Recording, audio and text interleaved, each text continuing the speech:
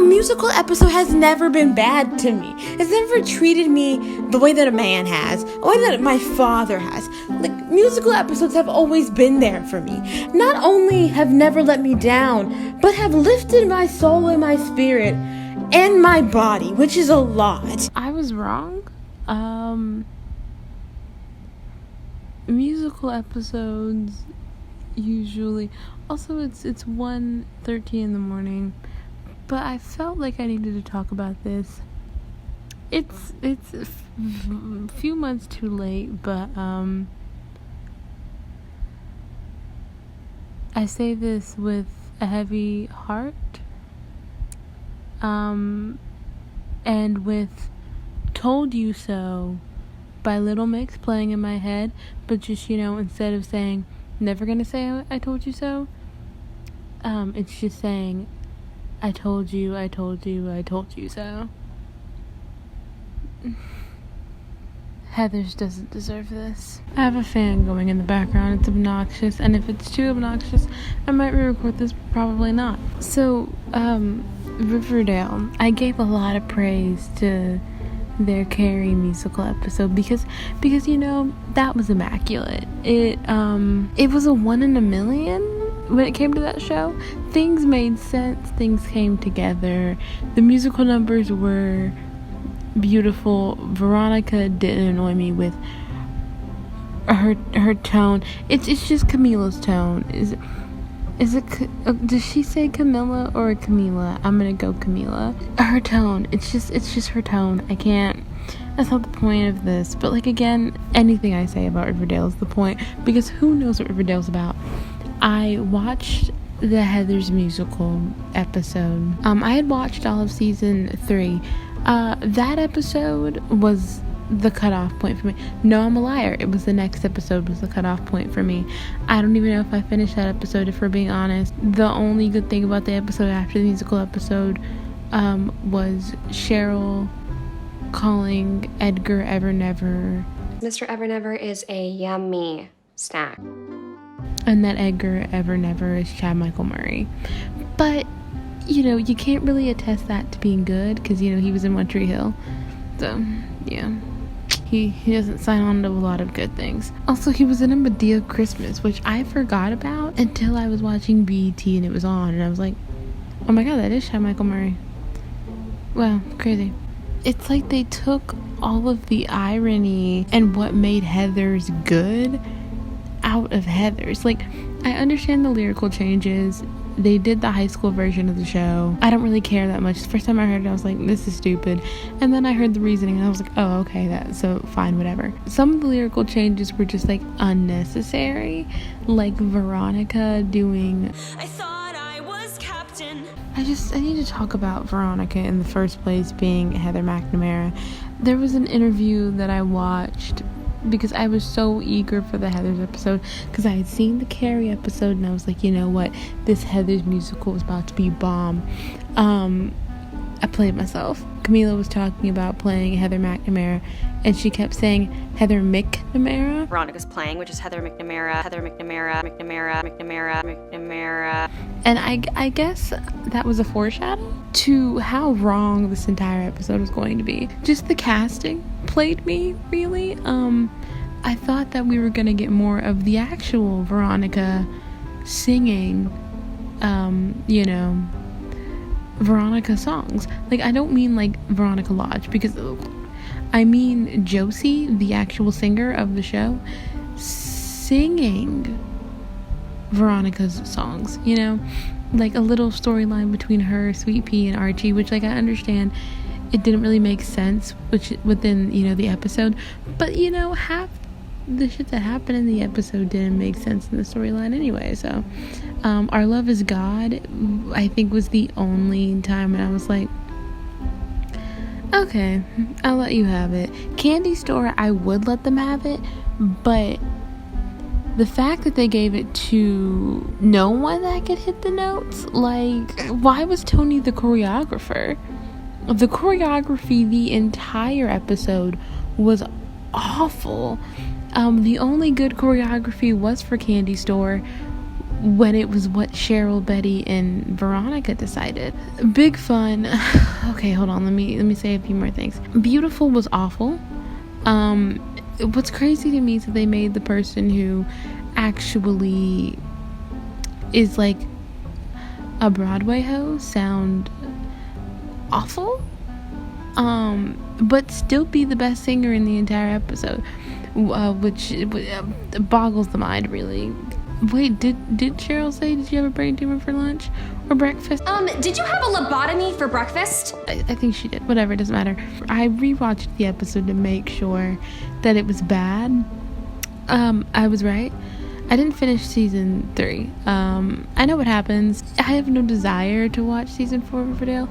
If they give me a musical episode, I'll watch it with no context. And I feel like it'll still not make sense if you have context. So it doesn't really matter. The Heathers saying, Heather, Heather, and Heather. I was like, okay, that's fine. But to do the... And you know,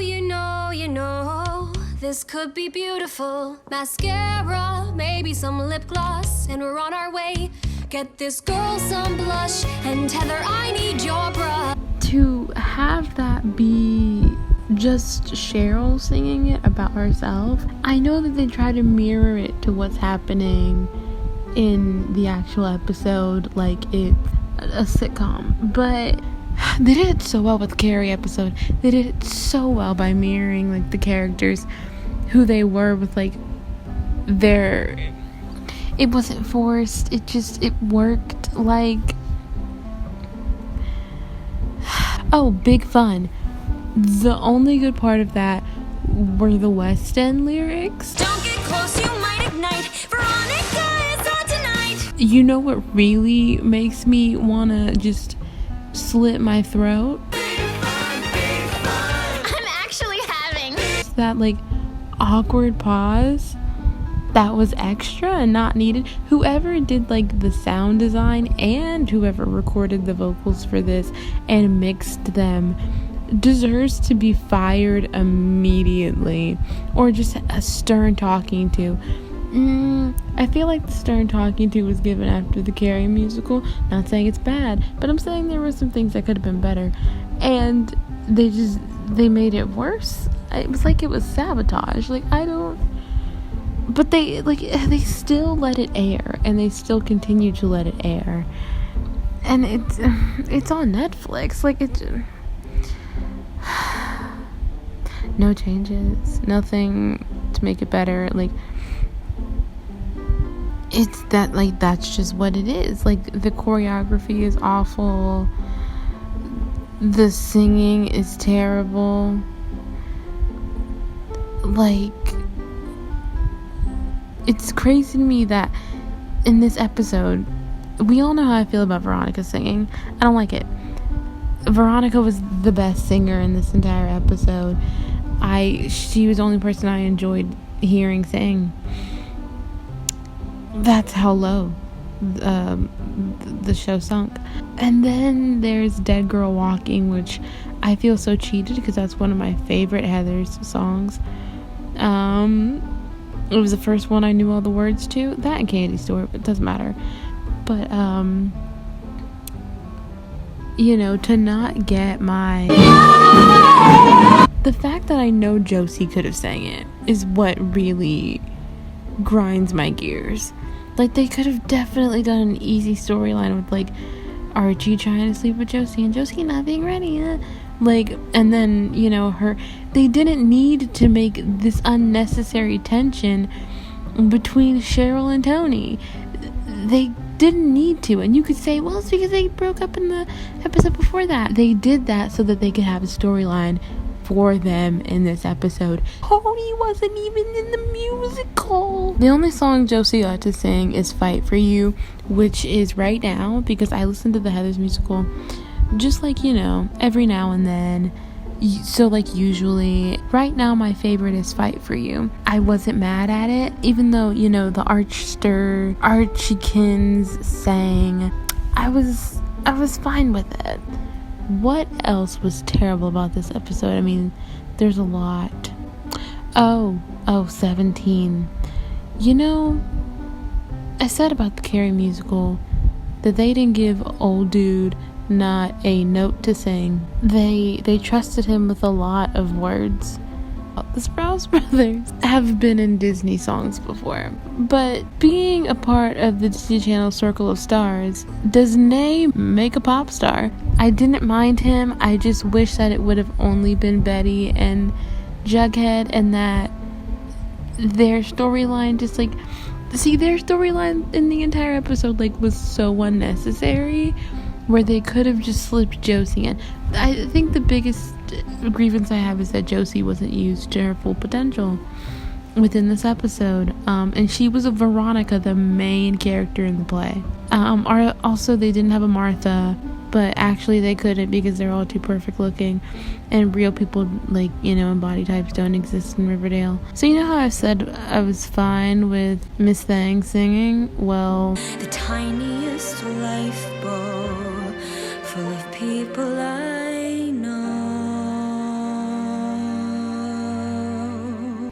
Look at me. I am the captain now.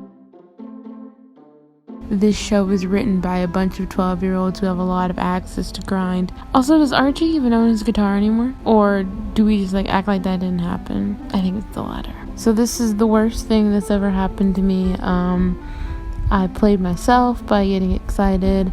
I expected more from a show that just continuously gives you less and less and less and less.